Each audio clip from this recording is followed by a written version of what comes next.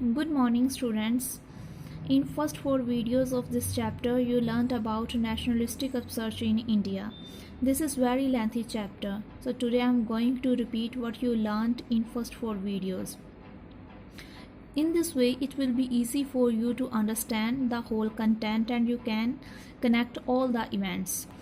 First of all, it's written First World War. The First World War was fought between two major powers of the world, the Central Powers and the Allied Powers. It was started in 1914 and ended in 1918. At that time, the Britain was a part of the Allied Powers, and at the same time it was ruling over India. The Indians were forcibly asked to be recruited in the British army because the British government needed more army to fight at front in European countries. But Indians were not interested in it, but they were forcibly asked. Famine occurred from 1918 to 19 and 1920 to 21. So the Indian farmers were not able to pay revenue, but British government needed more money to maintain war expenditure. This was time when the Indian leaders continually organized rallies, protested against the British government, and to stop all political activities of Indian nationalists, the British government passed Rowlatt Act. It was a black act. According to this act, any Indian could be arrested without any reason, only on the basis of suspect, and could be kept in prison for long time without any trial. Means any Indian, if he was arrested, so he was not presented in the court, he could be kept in jail only on the basis of suspect for a long time. So it was termed as a black act. Gandhiji started strike on 6th April 1919 against this act. And on 10th April 1919, government fired upon a peaceful procession and main leaders were arrested in Amritsar. The name of those leaders were Dr. Satyapal and Dr. Saifuddin Kichlu. Gandhiji was not allowed to enter Delhi. The Indian leaders started to protest against that act, so many of the Indian leaders were arrested, and in Amritsar, two main leaders were arrested, Dr. Satyapal and Dr. Saifuddin Kichlu. By looking at it, the British government imposed martial law and General Dyer took command. To have control over the political activities, martial law was imposed and General Dyer took command. To show their anger, many Indians assembled in the Jallianwala Bagh. In Jallianwala Bagh, they were assembled to protest against the arrest of the Indian leaders and against Rowlatt Act. Many people were unknown about martial law. They had no information that martial law was imposed, and police also didn't make any effort to disperse people before meeting. On 13th April 1919, many people assembled in Jallianwala Bagh massacre. In Jallianwala Bagh, General Dyer arrived there and ordered his soldiers to shoot. In that shoot, many people were killed, and this incident came to be known as Jallianwala Bagh massacre. Before this event, in March 1919, a Khilafat committee was formed by two brothers Muhammad Ali and Shaukat Ali, and this committee was formed to support the powers of Khalifa. You know that in the First World War, Turkey was defeated and its head Khalifa, the head of all the Muslims all over the world. Actually, Khalifa is the name of designation. The head of all the Muslims all over the world known as Khalifa. And the head of Turkey, who was Khalifa, was asked to give up his powers. Many of the territories were taken away from him, and to support the powers of Khalifa, some Muslims in India made a committee whose name was Khilafat Committee. Next is Gandhiji met the Congress leaders in September 1920.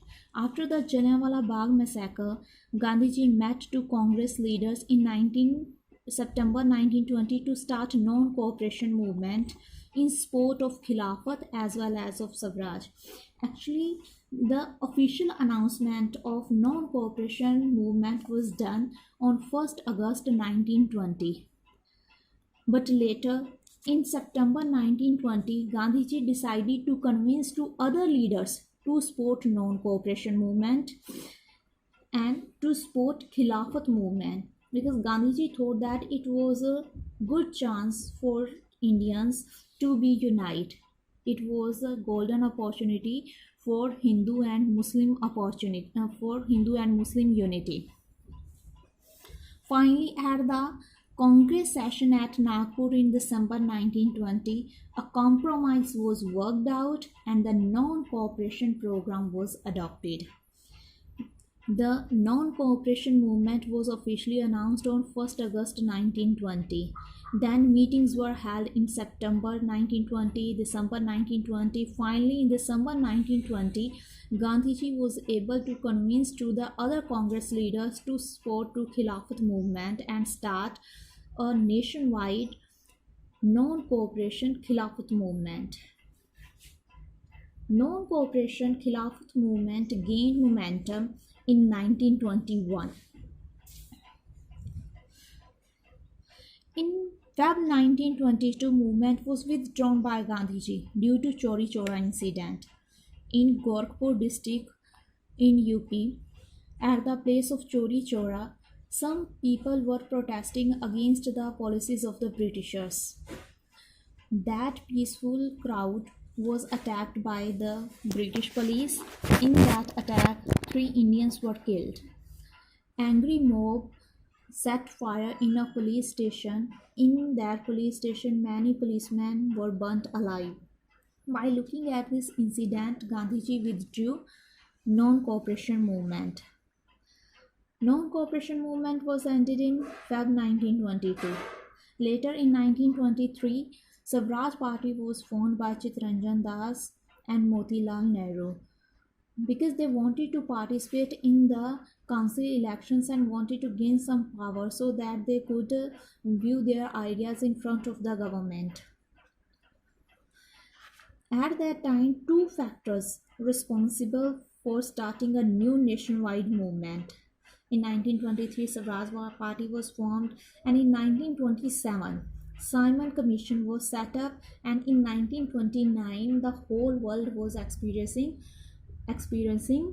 great economic depression. So these 2 factors were responsible for starting a second mass movement.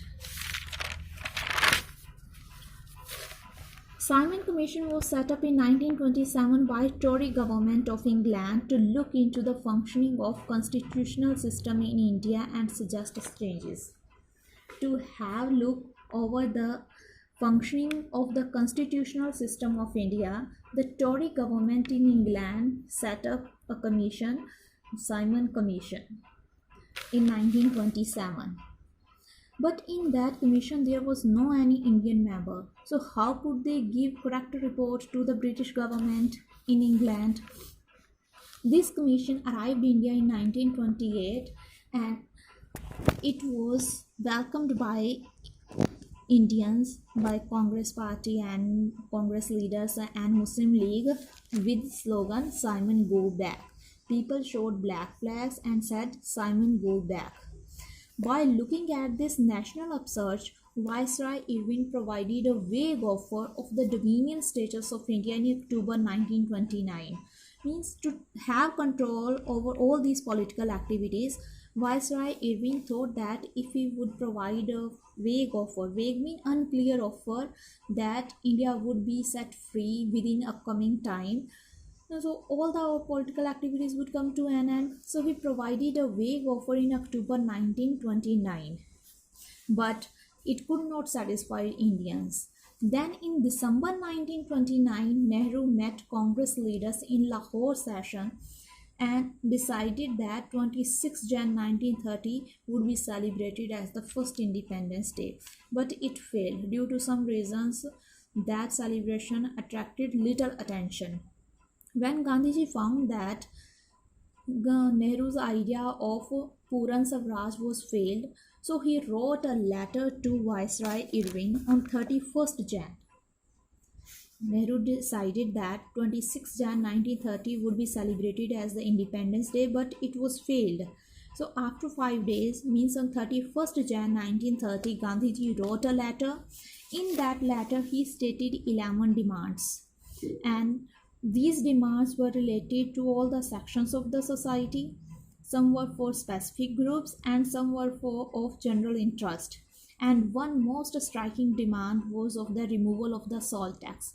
Gandhiji said that salt is taken from ocean, and ocean is not the property of any individual. So what's the need to pay tax on it? But Viceroy Irwin didn't respond up to 11th March. And then on 12th March 1930, Gandhiji started his salt satyagraha. He started his journey from Sabarmati Ashram to Dandi village. He completed journey of 240 miles within 24 days, and after 24 days he reached to Dandi on 6th April. He started his journey with 78 most trustworthy volunteers. In the midway, he was joined by many more people, and it was for the first time that women participated at a large scale. They followed the guidelines of Gandhiji. They boycotted all the British goods. Liquor shops were picketed, foreign clothes were burnt. And finally, on 6th April 1930, Gandhiji reached to Dandi village. It is a coastal village in Gujarat. He picked up a handful of salt and in this way broke the salt law, and that was the starting of the civil disobedience movement. In the same month, Khan Abdul Ghaffar Khan was arrested and people protested in the streets of Peshawar. Peshawar, who is present in Pakistan now, they faced armored cars and many killed. People started to fire upon people. British police started to fire upon people, and in that many people were killed. In that incident, many people were killed. In May 1930, Gandhiji was arrested and people in Sholapur attacked government buildings, post offices, railways. All these symbols of the British government, all the institutions of British government were attacked by people. Looking at the violence, Gandhiji called off the civil disobedience movement in 1931. Viceroy Irwin said him to sign Gandhi-Irwin Pact. According to this pact, it was decided that Gandhiji would call off the civil disobedience movement, and in return of it, all the political prisoners would be released by the British government. This pact was signed on 5th March 1931. Then Gandhiji went to England to participate in second round table conference in December 1931. According to this pact, there was also one more condition, that Gandhiji would participate in the second round table conference. This pact was signed on 5th March and Gandhiji went to London in December 1931. But he came dissatisfied. He came back dissatisfied because all the demands of Gandhiji were rejected and the British government didn't talk about independence of India. Here I have written, Dr. Bhim Rao Ambedkar entered politics in 1930, formed Depressed Class Association and clashed with Gandhiji for demanding separate Dalit electorate in the second round table conference. Gandhiji went to England to participate in second round table conference. Dr. Bhim Rao Ambedkar was also there. Bhim Rao Ambedkar demanded that there should be separate electorate for the Dalits, but Gandhiji didn't accept it. About rest chapter, I'll explain tomorrow. Thank you.